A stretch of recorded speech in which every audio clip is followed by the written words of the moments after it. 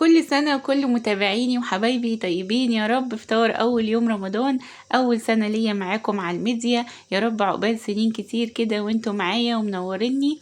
فطرتوا ايه بقى النهاردة؟ بط كالعادة زي أغلب البيوت المصرية ولا حاجة مختلفة؟ يلا نشوف عملنا فطار النهاردة مع بعض ازاي. بس أول حاجة نصلي ونسلم على رسولنا الكريم ونقول بسم الله. اول حاجة هنا عندي البطل بتاع الفطار النهاردة، وهو البطة. غسلتها كويس قوي وشلت منها اي تجمعات دموية. ضروري جدا ان انت تشيلي من جوه البطة بتاعتك اي تجمعات دموية، لانها حقيقي بتعمل ريحة زفارة جامدة جدا. غسلتها كويس قوي تحت المية اول حاجة، وشلت منها اي حاجة غير مرغوب فيها. بعدين جبت معجون البرتقال ده اللي كنت عاملاه معاكم قبل كده. لو مش متاح عندك تقدري تجيبي ليمونة كاملة وتقسميها نصين وتبتدي تدلكي بيها كده وانتي بتعصري البطة من جوه ومن بره. تمام. انا بقى جبت المعجون بتاعي ده وقعدت ادلك فيه البطة كده. طبعا الكلام ده قبلها بليلة، تمام، يعني يوم السحور بالليل. تمام. دلكت بيه البطة كده من جوه ومن بره كويس قوي عشان اقضي على اي ريحة زفارة زي ما انتوا شايفين كده. طبعا طلعت منه قطعة لاني انا كنت مجمداه عندي في الفريزر وسيبته لغاية لما فك واشتغلت بيه.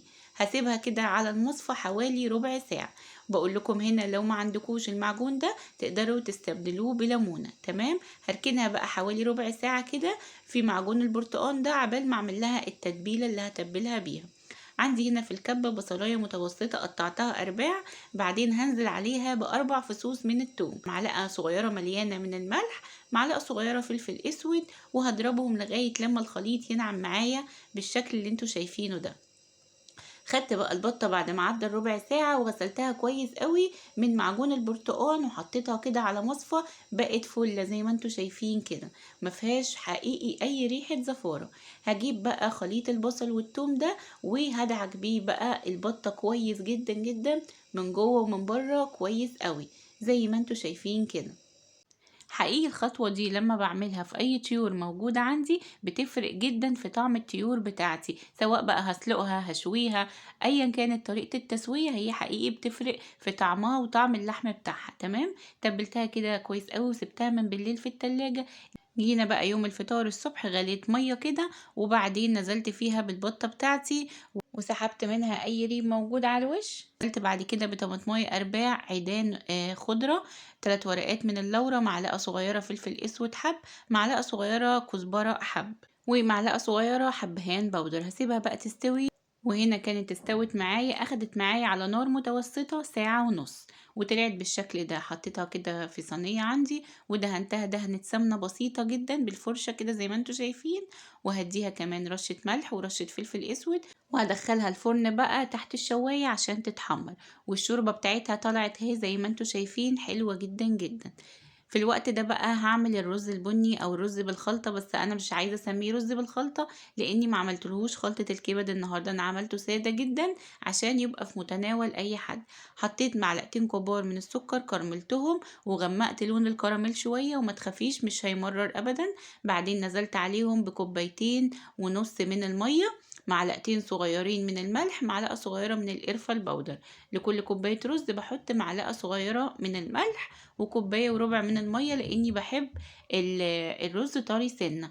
رشة فلفل اسود كمان معاهم. اول ما غلت المية معايا هنزل بكوبايتين من الرز المصري المغسول والمتصفي، هديهم تقليبة كده زي ما انتوا شايفين وهسيبه يتشرب. وهنا كان الرز اتشرب معايا، شايفين لونه ما شاء الله حلو جدا. تمام. هديله بقى عشان كنت نسيت معلقتين كده كبار من الزيت. تمام زي ما انتوا شايفين كده، وهديله تقليبة وهديله النار وهحطله الشياطة وهسيبه يستوي على نار هادية جدا. في الوقت ده بقى هحمر كده شوية سوداني المتاح عندي عشان اقدمه فوق الرز بتاعي. لو عندك اي نوع مكسرات تانية تقدري تضيفيها. وجيت كده فوق الرز وهو بيستوي حطيت شوية كده من الزبيب حوالي ربع كوباية كده ولا حاجة على وش الرز، وغطيت الرز وسبت بقى الزبيب كده عشان ينفش. وهنا حمرت السوداني خلاص، شلته من على النار، وبعدين رفعت الرز بقى كان استوى معايا. هديله بقى كده قبل ما اغرفه على طول معلقة كده من السمنة البلدي، واديله تقليبة. بتفرق جدا جدا جدا يا جماعة في الطعم، حقيقي بتوديه في حتة تانية. هغرفه بقى زي ما انتوا شايفين كده. تمام، لونه حلو جدا، ريحته كانت حلوة جدا جدا ومميزة. ننزل بقى بالوحش بتاعنا البطة بتاعتنا بعد ما اتحمرت، وهحط بقى السوداني كده على الوش، وعملت كمان جنبهم من شوربة البطة بتاعت فطار أول يوم رمضان. أحلى طبق كشك، طعمه حلو جدا جدا، وتغيير كمان عن المحشي اللي أغلب الناس بتعمله. يلا نشوف عملناه ازاي ونقول بسم الله. أول حاجة هعمل خميرة الكشك بتاعتي. عندي هنا في بولة كوباية من اللبن الحليب بدرجة حرارة المطبخ، ربع كوباية من الدقيق الأبيض، كمان معلقتين كبار مهرمين من الزبادي. تمام، هبتدي بقى اقلبهم كده بمضرب سلك عشان افك منهم اي تكتلات والاقيهم كلهم امتزجوا مع بعض. هسيبهم بقى عشان يخمروا او بيعمل فقاعات كده على الوش، وبكده بيكون خمر. هركنه على جنب، وهجيب بقى البصلايه اللي هحمرها واحطها على وش الكشك عندي. هجيب بصلايه كده واقطعها على ايدي زي ما انتوا شايفين بالسكينه، ولا محتاجه كبه ولا محتاجه مبشره، بالسكينه زي ما انتوا شايفين كده، زي ما كانت امهاتنا كده بتخرط البصل على ايديها قبل بقى ما تظهر الكبة والكلام ده كله. قطعت البصلايه كلها كده زي ما انتوا شايفين مربعات صغيرة. هجيب بقى حلة على النار واحط فيها، طبعا الحلة سخنة، هحط فيها معلقة كبيرة من السمنة، وهنزل بالبصلايه بتاعتي وهديها رشة من الملح، وابتدي اقلب فيها لغاية لما البصلة بتاعتي تتحمر وتاخد اللون الذهبي الفاتح. وما تغمقيش البصلة عشان لما بتبرد بتاخد لون اغمق. هرفع بقى جزء كده من البصلة بالمقصوصة بتاعتي، وهسيب جزء بسيط منها في الحلة. هنزل عليهم بقى بربع كوباية من الرز المصري المغسول والمتصفي، وهفضل اشوحه لغاية لما يسخن بدون انه ياخد لون. هنزل عليه بقى بنص لتر من شوربة البط او كوبايتين وربع من شوربة البط، وكمان كوباية من اللبن الحليب. تمام، هديهم تقليبة كده وهسيبهم على نار وسط، وهغطي الحلة لغاية لما الرز بتاعي يستوي. هنا كان الرز استوى معايا. هنزل عليه بقى بخميرة الكشك بتاعتي، وهفضل اقلب فيها كده باستمرار على نار وسط. تمام، واهم حاجة طبعا تتأكدي قبل ما تنزلي خميرة الكشك ان الرز بتاعك استوى. هديله بقى رشة فلفل اسود بسيطة جدا، ورشة من الملح، وافضل اقلب لغايه لما قوامه يبقى زي ما انت شايفه كده، وما تسيبوش يختم تماما ويبقى تقيل خالص قبل ما تصبيه، لا قوامه يبقى سايل.